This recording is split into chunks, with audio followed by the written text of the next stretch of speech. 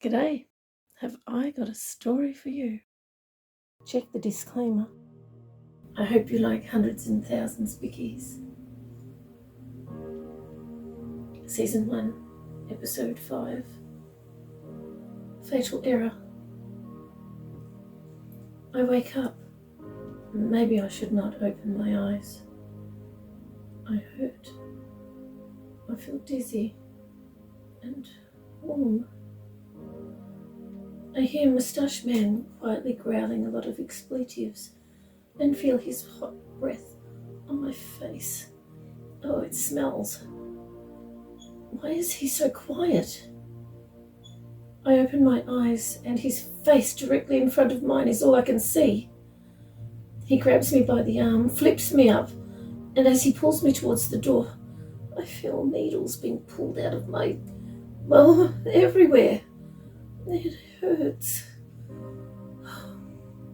He carries me by the arm and once again we exit the spare room. Down the other end of the hall we enter a large room and he shoves me on a chair. Oh, pain. I see a trail of mess left behind me and on the chair. He takes quite a while sending for women to clean up all the mess. He tells them to clean the spare MM room first, then the hallway, then in here, and last the other room. I am glad the cleaning women left the door open. It is always worse when the door is shut. He very roughly puts stickers on me with wires attached. More bruises. He also tries to poke me in my eyes. Why? I do not understand it. I pull away from his mind such vile thoughts. He walks across the room and makes his way around to the back of the contraption. He calls her, "Pick up the spoon!" I ask, do you mean me? Do you want me to pick up a spoon? He yells, "Yes! Pick up the spoon! Do it now!" I call back, if I go to get the spoon, will that pull on all the wires? They are not very long, and you took a long time sticking them on me. Should I pull them all off? He screams. No! He takes a deep breath, then orders, Pick up the spoon with your mind. I know you have done this before. Do it now. I wonder how he knows that I have done it before. Wait, have I done it before? Yes, and more. What was that? I have never seen him before today, have I? I quickly look at his thoughts. Oh, he knows because of the empirical data on the reports. And my thoughts are interrupted as he grabs me by the shoulders. He looks me in the eyes and says, Good night. I half close my eyes and make myself waver slightly. I know this is what he expects me to do, so I do it. He repeats, Good night. then yells in my face. Pick up the spoon with your mind. I pick it up and put it back down. He quickly walks around to the other side of the contraption and screams. Pick up the spoon now. Why is he screaming? I mean, what is the point? I am right here in the same room as him. I can hear him speak at normal volume. I pick it up again and put it back down again. Why was he not even looking at it? He's looking through the gap in the contraption at me. He is still looking at me. I ask, would you like me to do it a third time? Maybe I could pick up something else for you. He says a lot of expletives under his breath again. Walks to the side of the contraption where he can see me and points to a cup on the table at the back. See that cup? he says. Move it with your mind. I move it about a foot to the left. He did not see he was looking at me. He screams. Move it now! I move it back again. While I am moving these things, I just stare at him. Does he expect me to do something else besides move them? Would you like me to move it a third time? I ask. He looks over at the cup and yells, I ordered you to move it. It is exactly where it was. No, I answer. It is not exactly where it was. It is back where it was. The first time you asked, I moved it a foot to the left. The second time you asked, I moved it back.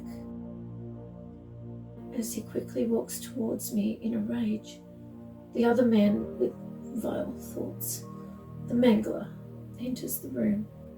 So, The mangler says, can she move objects with her mind or not?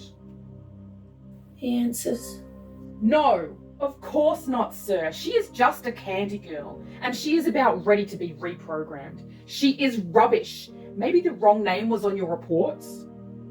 He should not have said that. the mangler is surprised. Did someone say something then? He looks at my wet hair and the state my body is in. Moustache Man took me from the MM too soon. It was not finished. When he sees the red puddle of the floor under me, he says, Well, you have had an interesting time. A lot of fun by the look of you. fun? Really? What is this fun thing that people speak of? Not this. Why call being hurt fun?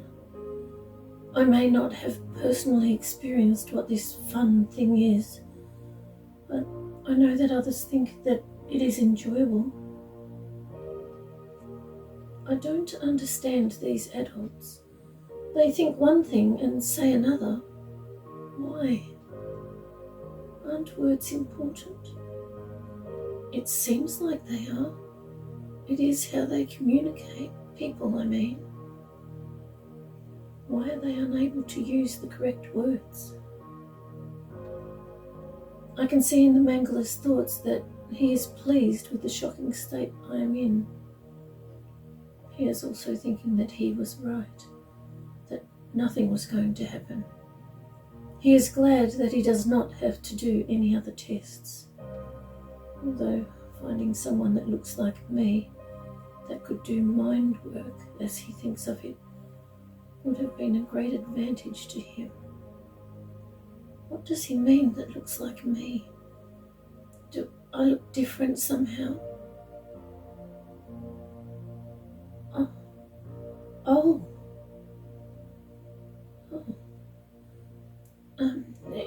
Anyway, he has decided that I am rubbish and a waste of time.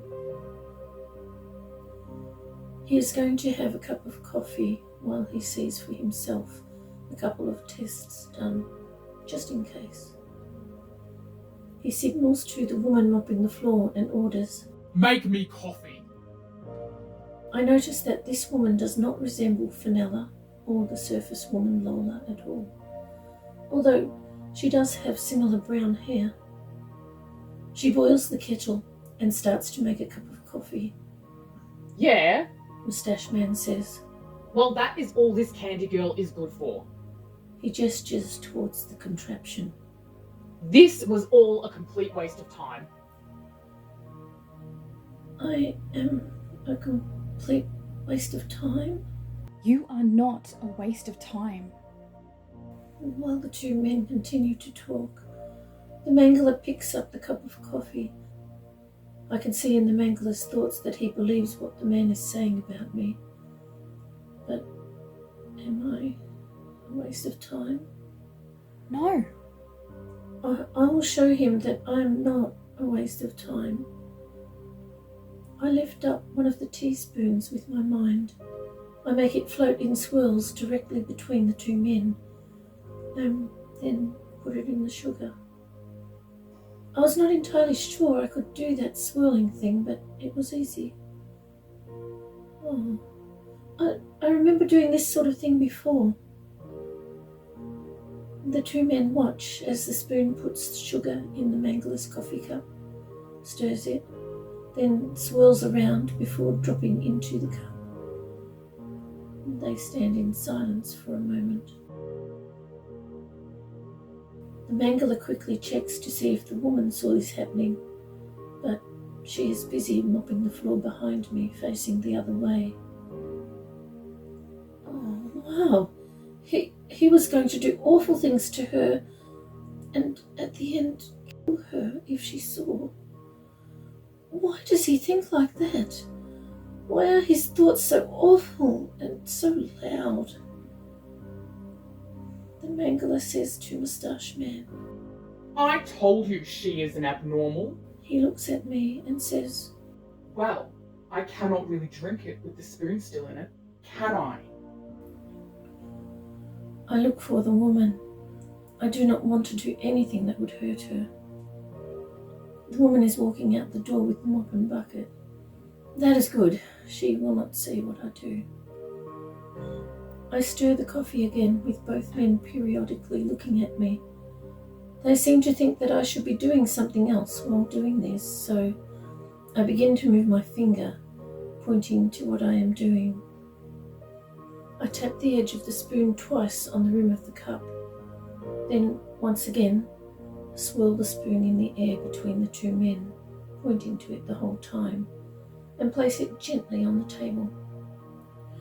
I thought that I could do this. I remember moving spoons before. In the past, I usually just did what the men testing me were expecting, and did not show most of what I thought I could do. The Mangala tells Moustache Man that he can finish up now. Oh, now his thoughts are loud. He is wondering how much trouble he will be in for reporting that I am only a candy girl and rubbish. A lot of trouble. Loud thoughts are different. If I am not actively making myself push them away, they just seep through. Actually, some seep through even when I push them away, and I have to try to ignore them. It is not easy. Moustache Man removes the stickers from me and takes a lot of papers that came from different areas of the contraption that the wires were attached to. He is obviously very shocked at the results, but acts as though they are nothing new. His loud thoughts tell me what he is about to say. As Moustache Man says, Ugh, same as usual. and screws all the papers up together, I pick up all the other teaspoons together from the cup they are in, and directly in front of the Mangala's face, I turn them all over and over in a synchronized swirling motion. The moment Moustache Man says, Rubbish. I drop all the teaspoons back in the cup that I had floating underneath the swirling spoons in perfect order, making loud chink sounds. I swirl the cup around and upside down without any spoons falling out, then put the cup gently on the table. As the Mangala watches all this, I can see that he thinks that even if the data is rubbish, that I am not rubbish. You are definitely not rubbish. Thank you. Was that a voice in my mind? Moustache Man throws the crumpled up papers in the small bin near the door as he walks out. He knows that he would be expected to do that if the readings really were rubbish. I can see that he is hoping that no one will look at them, or he will be in much more trouble for concealing such unusual results. I am thankful that the moustache man has left. Only one man, the mangler, is with me now.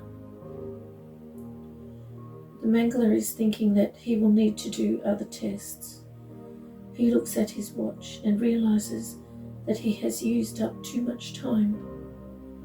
He thinks that the quicker he gets me to the infirmary, the quicker he can do some tests. As the mangler walks past the bin, he turns around and goes back to retrieve all the crumpled papers that Moustache Man threw there. He walks back to the door and orders, "Follow me." The moment I move to stand up, I collapse on the floor. Oh, little sweetheart. It is just so painful when I move, like I am being cut up on the inside. I see red liquid pooling on the floor under me.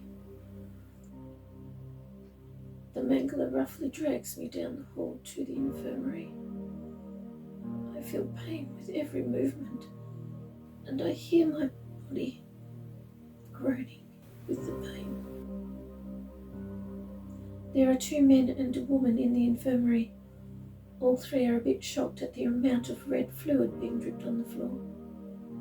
The 2 men quickly check my body and begin to set the mending machine, or MM as they call it. I can see from their minds that they are setting it to maximum for the worst of my injuries. Apparently it takes less time when they set it, but if they left it on auto, it would be more thorough. The woman is putting me into the MM. I feel the warm water slowly immerse my body all the way up to my neck. It is just so warm, which seems nice after being cold for so long. I feel it slowly thicken into a gel. If I was not pulled out of the spare MM too early, I would already be repaired. The mangler uses one of the hospital beds of the room to flatten out the crumpled papers that he retrieved from the bin. With a sudden intake of breath and raised eyebrows, I do not need to hear his thoughts to know that he is surprised. With each page that the mangler smooths out, his anger grows, and he is more and more enraged at Moustache Man's deception. Apparently he has never seen readings this high before. They are so high that they are right off the top of some of the charts. Saying that he is impressed is an understatement. The mangler's thoughts are so loud, too loud, and I can see that Moustache Man's punishment is sealed. Mangler plans to murder him. Oh dear. Apparently he has made a fatal error. Now the mangler is constructing scenarios in his mind in which he can kidnap me and keep me for himself without anyone knowing. No. Wow. If they knew, he would likely experience the same fate he has planned for Moustache Man. Although he is very high up, so maybe not. Why is this woman being so gentle with me? I am not used to it. I do not like it. I am used to being shoved around by, well, everyone. Oh, I see she was a candy girl when she was young. I wished that someone had been kind to her. This medical woman, or nurse as the men think of her, does not look like the 7 identical women with the big woofy brown hair at all. She also does not look like the woman who made the mangler's coffee without sugar. You have seen other women before. You just do not remember. Actually, she looks more like me than them. Oh, her thoughts. She may no longer be a candy girl, but they still hurt her. Oh dear. I wish they would just leave her alone. I think I like her. Not because of how she looks, but how she thinks. That is unusual. I don't usually like how most adults think. Nurse finishes by putting the thick wooden stick across my mouth and says, "Bite on this. Do not bite your tongue." She lowers her voice. "You will be okay, sir." I can see that she feels awful about the state I am in. Why? Sometimes people really do care, little sweetheart. Really? She checks to see if the men are watching, then whispers, "Put your knees on the sides. It will not be so painful." I look at the sides of the tank and wonder if my knees will reach. Has she noticed how small I am? I can see in her thoughts that she only wants to help. This is so unusual. It makes me wonder how awful she will be to me later, because if any adult is kind, usually the kinder they are, the worse they will be later. I still like her anyway. Even a fleeting moment of kindness is impressive to me. Most adults that I have met seem incapable of kindness. I am intrigued by her and begin to go deeper into her mind, but the Mangler's thoughts are once again just so loud. It is like having someone yell in my face, but instead of hearing with my ears, I hear with my mind. Why do I have to hear thoughts? I wish I was like everyone else. I wish I was like a real person. Thank you so much for joining me for a cuppa. Maybe I'll see you next time.